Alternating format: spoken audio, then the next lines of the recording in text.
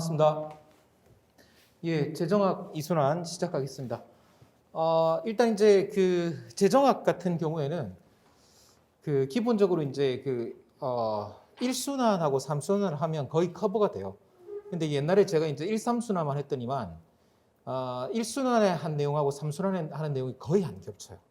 거의 안 겹쳐서 3순환 때 학생들이 뭐 완전히 새로운 내용을 들으니까 3순환이 보통 내년 4월, 5월 이런데 5월 달 이렇게 되는데 거의 굉장히 충격을 받더라고요. 그래서 이제 이거 이제 1, 3순환 사이에 넘어가는 그런 이제 다리를 하나 만들어야 되겠구나 해서 요즘은 2순환을 제가 그래도 다 하고 있습니다. 그래서 일단 여러분들이 만약에 경제적으로 이제 조금 이제 어려움이 있다 뭐 이런 분들은 본인이 이제 열심히 하기로 열심히 한다는 것은 기본 이론 공부하고 이제 우리 기본 교재가 되는 문제집을 스스로 풀겠다 생각하시고 1, 3순환 하셔도 돼요. 근데 대부분 제가 해보니까 2순환을 하는 경우가 학원의 성적이 조금 더 좋았습니다. 그래서 2순환 가능하면 수강하시도록 그렇게 부탁드리고 있습니다. 그래서 이번 강의에서 주된 내용은 일단 심화 논점을 정리합니다. 그래서 일단 여러분들이 이제 2순환까지 하면 재정학 이론의 거의 대부분이 커버가 돼요.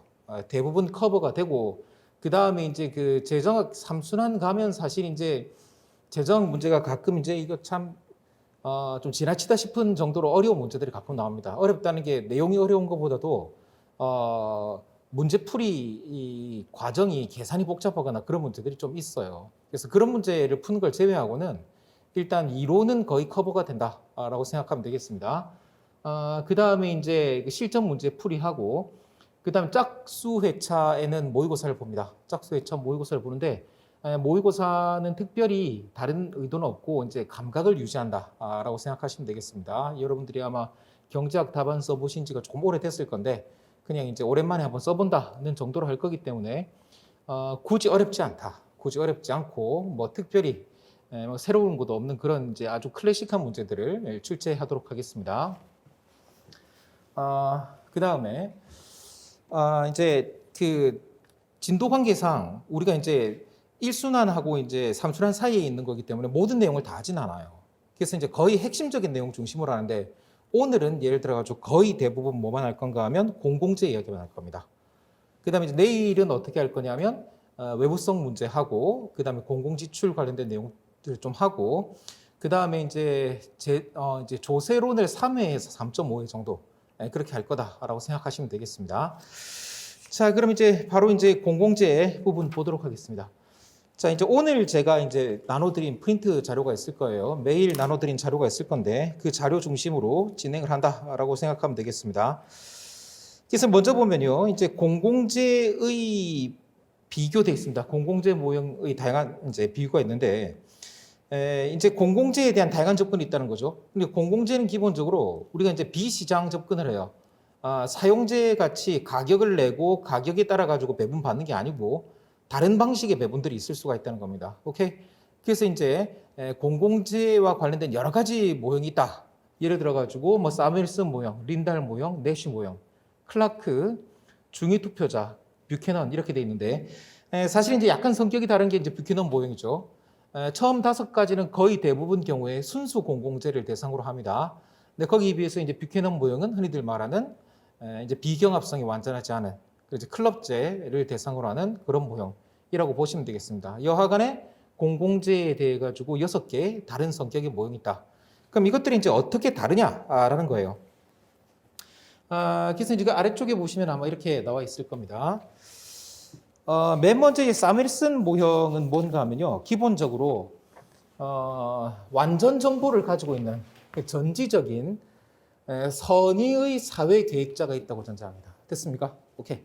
그래서 모든 구성원의 효용함수와 비용함수를 알고 있는 선의 계획자가 있을 때 그 계획자가 공공재를 얼마로 결정하느냐 이런 문제라고 생각하시면 되겠습니다. 그래서 이 경우에는 일단 뭐 공동생산, 공동소비돼 있고 생산 가능 곡선에 대한 정보는 문제에서 반드시 주어져야 돼요.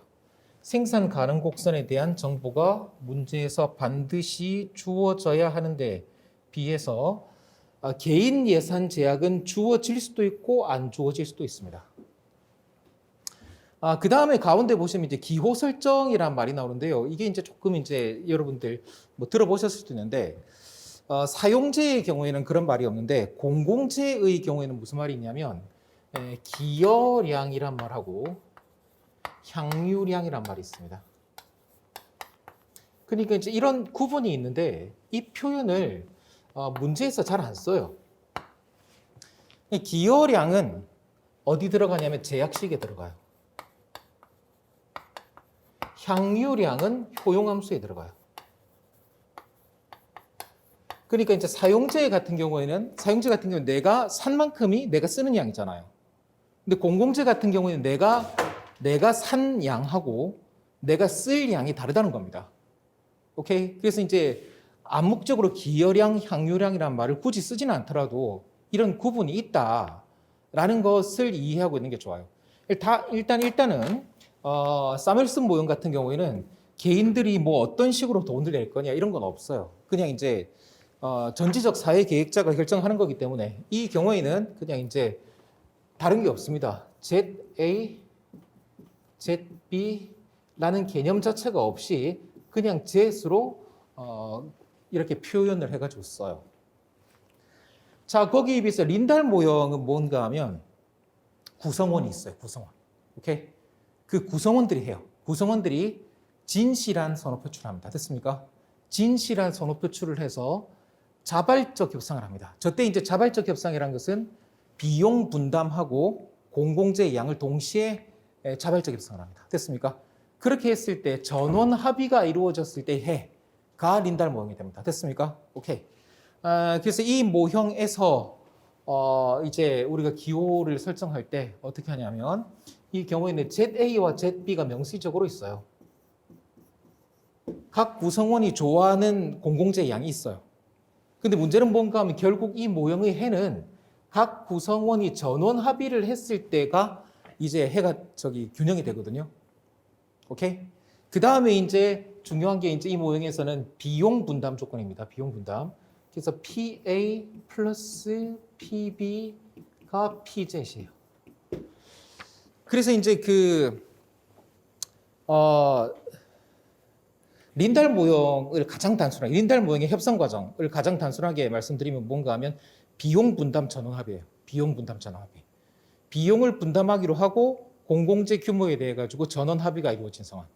비용 분담 전원 합의. 이 상황이 린달 모형의 균형 상황이라고 생각하시면 되겠습니다.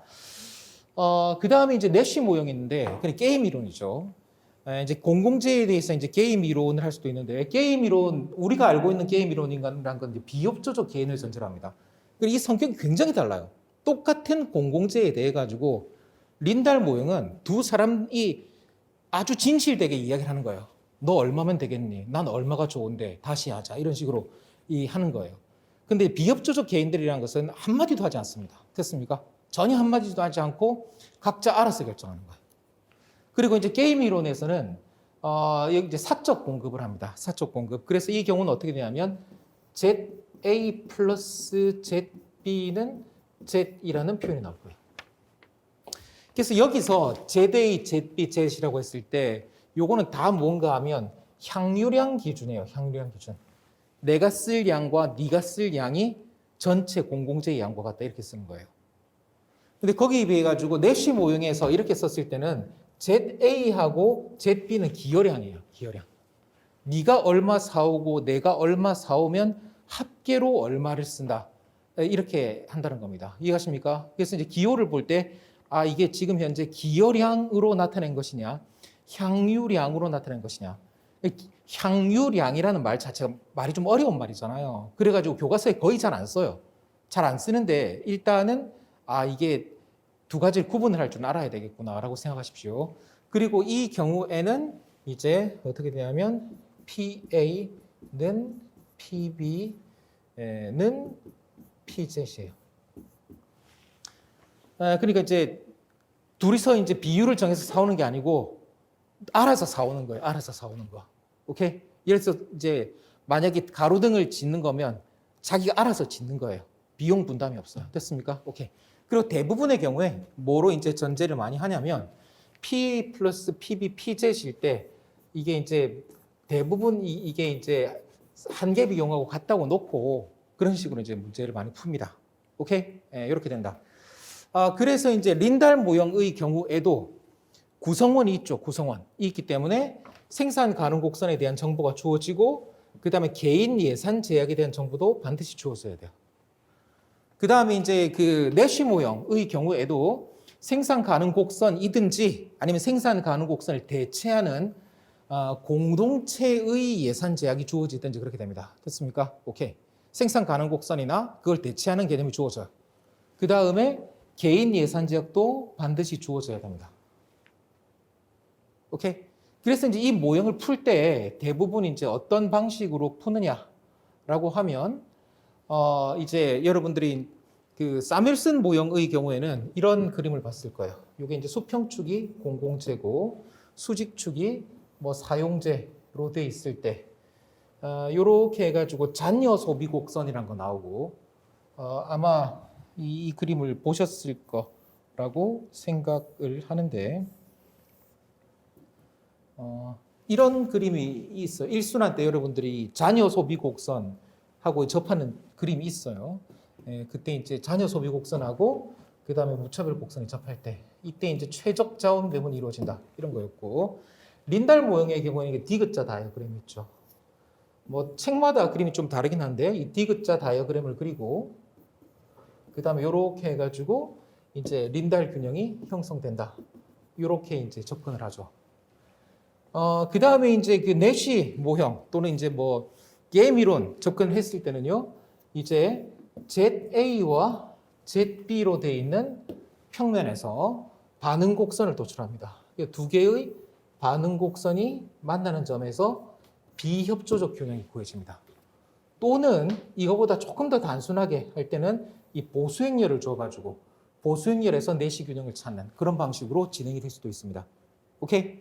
그래서 일단 순수 공공재에 대해 가지고 대표적인 모형 세 가지, 사뮬슨 모형, 린달 모형, 내시 모형 이런 접근이 있을 수 있다.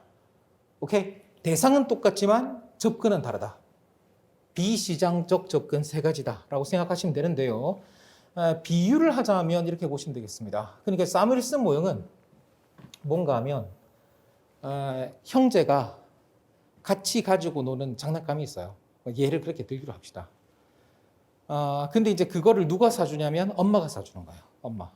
그럼 모든 걸 알고 있는 엄마가 딱 보고 몇 개쯤 사주면 되겠다. 이렇게 하는 거예요. 엄마. 린달 모형은 뭔가 하면요.